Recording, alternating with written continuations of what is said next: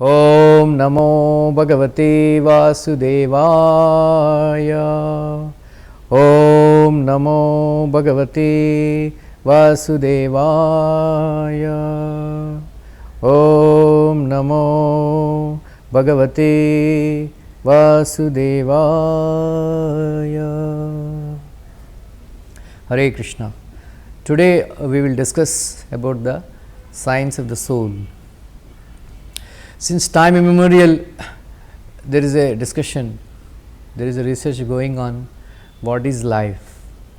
Is life just a mixture of chemicals or something else?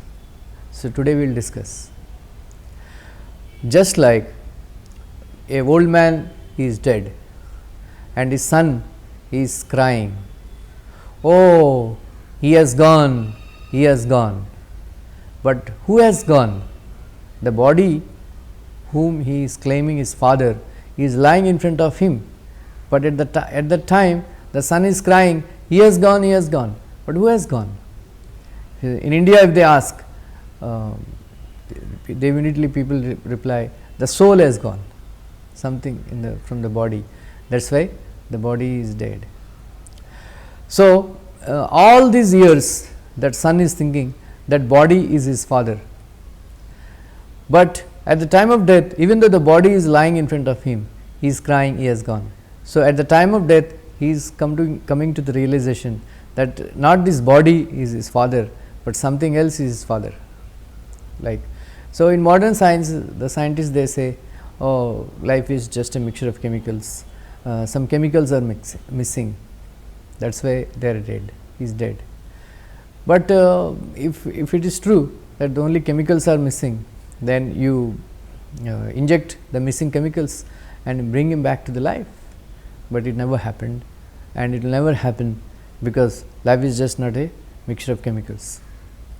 So, from the viewpoint of Bhagavad Gita, like a example is given that car is there and car driver is there. Just like there is a difference between the car and the car driver, in the same way the body is there, the soul is there. So, there is a difference between the soul and the body.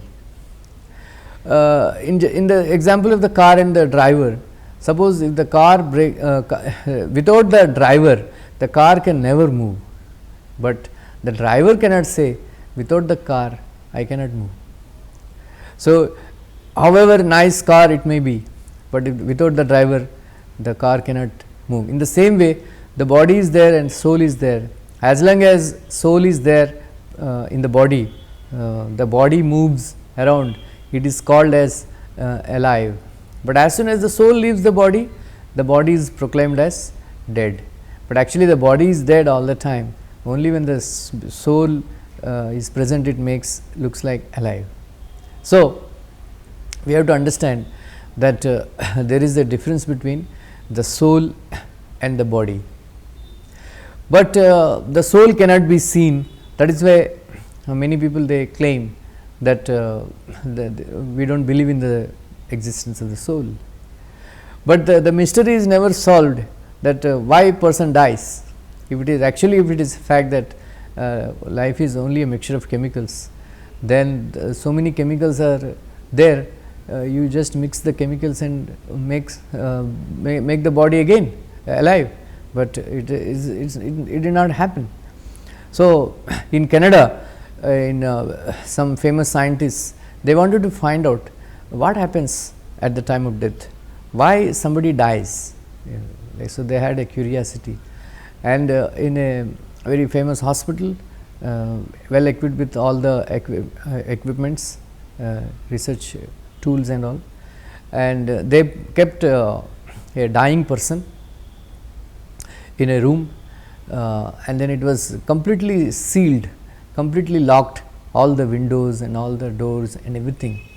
And the persons, the expert people, they are actually standing there with very high quality microscopes to see what happens at the time of what like that.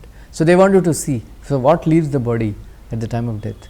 So, they were observing, but the person is dead, but they could not capture anything in their microscopes, because it is a mystery for them, because they do not know. So, because they say that unless we see something with our own eyes, we do not want to accept it, but they do not have the equipment powerful enough to see the presence of the soul in the heart of a person. But the fact that something leaves the body, because of whose presence the body is proclaimed alive, or without because of whose absence the body is proclaimed dead. So, that mystery is there. So, we have to find out that. So, sometimes not only through the science, by seeing and through experiments or through the equipment, we can establish something, but sometimes we can use the logic also. So, that logic is presented in Bhagavad Gita, that there is something in the body which is actually anti-material particle, which cannot be seen by ordinary eyes. So, because of whose presence the body is proclaimed alive. So, that is in Bhagavad Gita, Lord Krishna says in 2nd chapter, Dehinosmin yata dehe kaumaram yavvanam jara tata dehantra prapti dhirastatra na muhyati. Krishna says that embodied spirit soul passes from childhood body to youthful body to old body. In the same way, the soul passes into another body. One who is sober is not disturbed by this. So, the existence of the soul is described in all the scriptures, Bible, Quran, and especially Bhagavad Gita as it is. So, Lord Krishna exclusively spoke on the science of the soul in the 2nd chapter Bhagavad Gita. So, we have to understand that what is the nature of the soul, and what is the dimension of the soul, all these things. Just like as long as the soul is present in this body, the body has value. Just like the scientists, they claim that life is a mixture of chemicals. They wanted to produce life in the laboratory by mixing chemicals. Srila Prabhupada gave an example that just like when the dog is barking on the street, nobody gives him money. But if a famous artist like Johnny Lever or some mimicry artist, if they come to the some auditorium and they bark like dogs, everybody pays money and hears them. Like that, Srila Prabhupada gave this example that God is producing life already in the nature's laboratory, but nobody is giving him Nobel Prize. But these scientists, they want to produce life in the laboratory by mixing chemicals. They want to give Nobel Prize to the scientists, which is very contradictory. So, in our body there are certain chemicals present, just like calcium, potassium, sodium, nitrogen, oxygen, all these phosphorus and all these chemicals. By now the scientists have exactly found out what is the exact percentage of chemicals that are present in our body. So, according to their calculation, do you know what is the value of our body? Can anybody guess? It is actually just 225 rupees only. But like once I asked one person that suppose your friend is traveling in a very expensive Mercedes-Benz car, which is costing around 35 lakh rupees. So, he is driving the car and he met with an accident. Then I asked him, if you come to know that your friend met with an accident in the car, you will save the car first or the driver? He replied, the driver. Then I said, you are a very bad businessman, because Mercedes-Benz car is costing 35 lakh rupees, your friend's body is costing only 225 rupees. So, it is a bad bargain, why you want to save your friend first? Oh, he said, no, the car, we can always purchase one more, but my friend is very valuable to me, because if he dies we cannot bring him back. So, that shows that actually this body is not just a bag of chemicals. Just like once this example is given, suppose a very rich man purchases a bag of uranium which is costing crores of rupees, and you see him throwing that bag of uranium into the ocean, and you ask him, sir, why are you throwing such a very expensive chemicals in the ocean? And then he will reply, oh, it is my bag of chemicals, I will do whatever I want, why do you care? Next day you see him throwing his 6-year-old boy son into the ocean, then you ask him, sir, why are you throwing in the ocean your son? Then he will reply, according to modern science, my son is also a bag of chemicals, I will throw, it is my bag of chemicals, why do you care? Then you will say, I will report to the police. You have to care, because there is a difference between a bag of expensive chemical uranium and the so called body of your body son, which is consisting of bag of chemicals, but in that bag of chemicals there is a soul. So, which is more valuable, the body or the soul? So, we have to reply as per the example, the soul is more valuable. As long as this body as long as the soul is present in this body, there is a value to this body, but when the soul leaves the body, this body has no value. Just like suppose when a person is alive, even though he is just a bag of chemicals as per the claims of scientists, we care for him, we feed him, just like the sons and daughters, they hug him, they play with him, the wife in the intimately she touches him and all.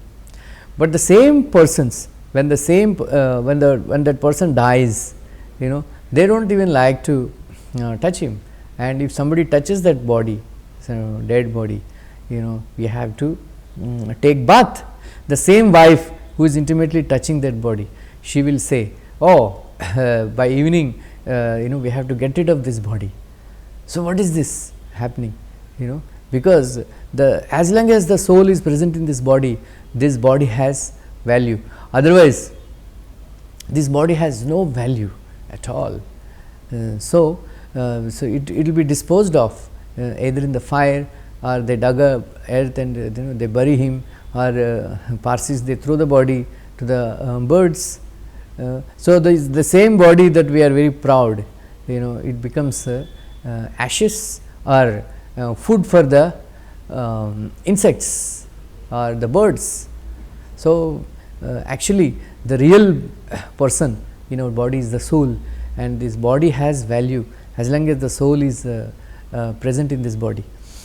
In this regard, I remember something which happened in my life, that once our director of our company, he went to America. So, at that time his wife and all of us, we went to the airport, then we garlanded him, and with big fanfare he went to America. After some time we came to know that he died in the America. So, they wanted to bring him back the body to India. So, while going, he was traveling in the first class, very great honor is accorded to him and all that. But when he died and that body came back as a cargo, because he cannot, that body cannot travel in the first class compartment.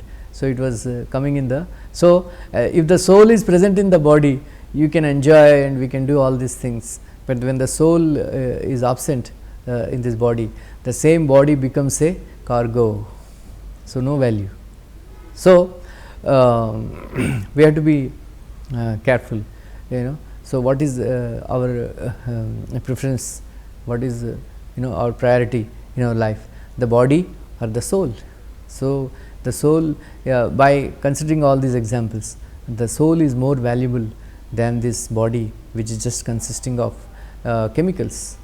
Another example I give, that there are many beautiful actresses and many people, they claim that I am fan of this actress and fan of that actress and all that. Suppose the same beautiful actress, if she dies, would any fan like to bring that body and keep it? Then many times I ask this question and everybody says, no, why do you want to keep? I tell, because she is very beautiful, na? No, she was, but now no longer. Because then I ask this question, so the soul is beautiful or the body is beautiful? So, the reply comes, the soul is beautiful, because as long as soul is in the presence of that beautiful woman, that body looks beautiful. But as soon as the soul leaves the body, the same body who is actually considered very, very beautiful, starts decomposing, starts smelling very bad, and it gets rotten, and then unbearable it becomes. Same beautiful body, we do not want to keep that body. So, the mystery remains. So, the soul is beautiful or the body is beautiful. So, we can safely conclude that the soul is beautiful and the soul is more valuable. So, there is one very famous scientist, Dr. Miller. He was actually researching about the source of life and what is life, and they have this firm faith that life is just a mixture of chemicals. So, he claimed that he mixed some chemicals and all, and then some amino acids have formed, and then it is moving, and they have claimed very proudly that they have created life in the laboratory by mixing of chemicals. So, he was giving a seminar in Irvine University in Los Angeles. One of our devotees, His Holiness Bhakti Swarup Damodar Maharaj, at that time he was a research student in Irvine University in organic chemistry. He was attending the seminar talk given by Dr. Miller. He then Dr. Singh, he is known as Dr. Thodam Singh at the time, he asked this question to Dr. Miller, that I will give you all the required chemicals present in the body, can you produce life in the laboratory? Oh, it is a philosophical question, like that he could not answer. So, if it is a fact that they have produced life in the laboratory by mixing of chemicals, they should actually find out when the person dies which chemical is missing in that body, and they should inject that chemical into the body and bring him back to the life. But it could not happen, because life is not just a mixture of chemicals. There is one very famous atheist, Dr. Kovoor. He was always challenging that God is not there, soul is not there, it is all andhavishwas, it is blind faith and all that. So, our devotees have challenged him that if you produce life by mixing chemicals, we will give you $100,000 as a gift. Then they have called him to a public place in one auditorium in the Bangalore, and they challenged him that you come and in front of us produce life by mixing chemicals, and that poor fellow, he never turned up, because it was never proven that they could produce life by mixing chemicals. So, we have to that is why Srila Prabhupada said, okay, you cannot produce a person, a human being, at least you produce a mosquito by mixing chemicals. That was a challenge by Srila Prabhupada to the scientists. What to speak of a mosquito? Srila Prabhupada joked that now what is there in the egg, whatever chemicals that are there in the egg, they can actually combine, they mix in a cup and let the scientists sit on that chemicals, so that a chicken will be born. He joked, which they can never do that. So, it is only even though the modern people, they say that the Bhagavad Gita and other scriptures, they are based on blind faith, they just make statements, but scientists also are making same kind of statements that life is a mixture of chemicals, all this stuff, but actually they can never prove that. If it is a life is just a mixture of chemicals, why they are not unable to produce life, why they are unable to make a man who can make all perfect decisions and perfect bodily proportion and all that, because we take birth, we get a body, the soul is covered by a body according to previous karma. So, if it is a mixture, if it is just a mixture of chemicals, they can mix the chemicals and produce life. That is why Lord Krishna says in Bhagavad Gita that atachainam nitya jatam nityam va manyate mrutam tatapitvam mahabaho natvam shochitum arhasi. Krishna says, even if you think that, suppose even if you do not believe in the presence of the soul, even if you think that this life is just matter, material elements, consisting of material elements, you should not grieve, because Srila Prabhupada gave this example that in the ordinary course of life, in the science laboratories and all, every day thousands of tons of chemicals are burnt. In the war also, thousands and thousands of chemicals are burnt in the form of atom bomb and all the other, so many other bombs and all that. At that time we do not cry, but even if one person dies, we cry. So, that is why Lord Krishna says that whether you believe in the presence of the soul or whether you believe life is just a mixture of chemicals, one should not cry, because energy is never gets destroyed. So, either way, so if these chemicals that are present in this body get destroyed, they are present anyway, so why we should cry? But actually it is not as simple as that, because we value life, and that life is comes from the soul. So, that is why Srila Prabhupada emphatically declared that life comes from life, life never comes from matter. Matter is always dead, and matter becomes alive by the presence of the soul, and this body becomes alive by the presence of the soul. That is why Krishna says in Bhagavad Gita that in the body is very important, of course, but the soul is more important. So, the nature of the soul, Lord Krishna explained that na jayate mriyate va kadachin nayam bhutva bhavita va na bhuyah ajo nityaha shashvatoyam purano na hanyate hanyamane sharire. So, what is the nature of the soul? The soul nature is, it is never takes birth, na jayate. So, that is why it has no birth. So, our body has a date of birth and date of death, but the soul has no date of birth, no date of death. That is why. So, and then it is never come into being, and it will not come into being. Ajaha means unborn, nityaha means eternal, Purana means oldest, Shashvata means permanent. And the happiest news in this is that when the body dies, the soul never dies. So, the soul is eternal, Amrit. So, we should not lament when somebody dies, because the soul never dies and the body anyway is supposed to die. Jatasya hi dhruvam mrityuhu dhruvam janma mritasya cha tasmad apariharyate natvam shochitum arhasi. So, this body has to die.